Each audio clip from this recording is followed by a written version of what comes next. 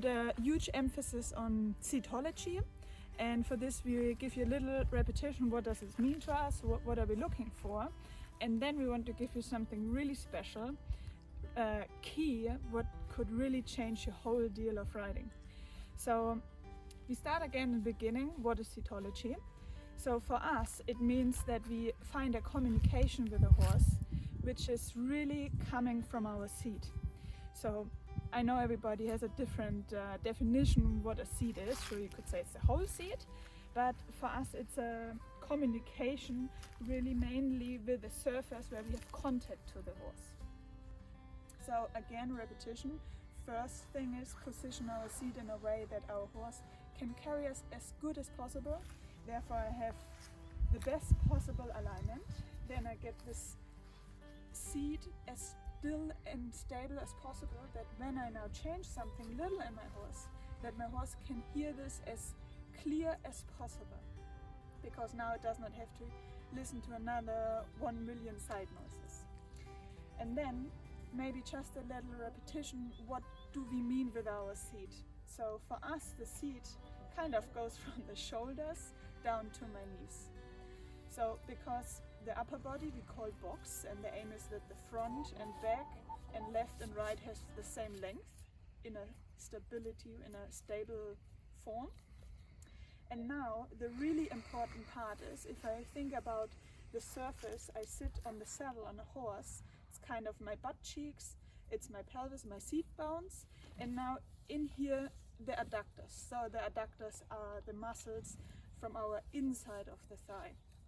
And down to the knees, this is also what we really call the seat. And from mainly the seat up to here, let's say, is our main communication area. So the aim is here also to turn off all the side noises, that I have a kind of cuddle my horse, and I give a frame with my thighs in a way that I'm as still as possible, just as a little repetition. But now that I tense up, and the natural position of a human is kind of, they scrunch down like this. I do a bit exaggerated. So what happens, my hip flexors, they're in here, they close, my thighs come a bit more horizontal, my knees come up, I slide back in the saddle, and then what I also feel is that I come in a little hollow. I do it a bit exaggerated. It's like this. So I sit more on the front of my pubic bone, and I feel like my seat bones, which are here right under me, that they slide back out. And with this, I kind of give up all of my good communication area. It's like I'm unplugging the plug from the Steckdose, whatever this is. From the socket, yes. Power socket. And now I'm kind of lost and can't really communicate anymore. So if you imagine that these are my seat bones, and what I notice a lot is, as soon as I often even just prepare myself to start with a horse, and I already feel this, that I slide back.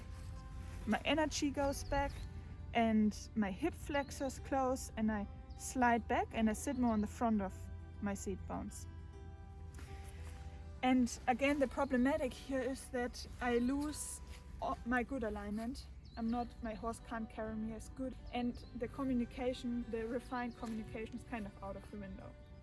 So what we imagine is that the aim is that if this are our seat bones again, that we sit as plain as possible, and then we imagine that we sit on kind of sliders. So if you imagine that there are some sliders, and I'm sitting on top of these sliders with my two seat bones, left and right, yeah? And because when I'm coming in this direction, I slide back on my sliders with my seat bones and sit on the front. We don't want that. We imagine, we just delete that what I just talked about, chuck it out, and now we implement a new picture. So we put our seat bones down, then imagine then when we're sitting with our seat bones on our sliders, that we come as forward as possible, and then just imagine that here are little hooks, okay? And that with your pubic bones, I do it maybe a bit exaggerated so that you just get the idea to come forward, that on these sliders you come forward, and with your pubic bone and the flesh in the front of your seat, you imagine that here are maybe 50 different little hooks, and you hook yourself in here and stay like glued. I show again with my seat. So I show again what I love to do is doing this. So energy goes back, I sit on the front of my seat bones. Now I take the tension out. Lift your arm up. I take this tension out, I come back in my good alignment. And what I do now, I really visualize and picture the sliders below me and imagine to come forward to these little hooks.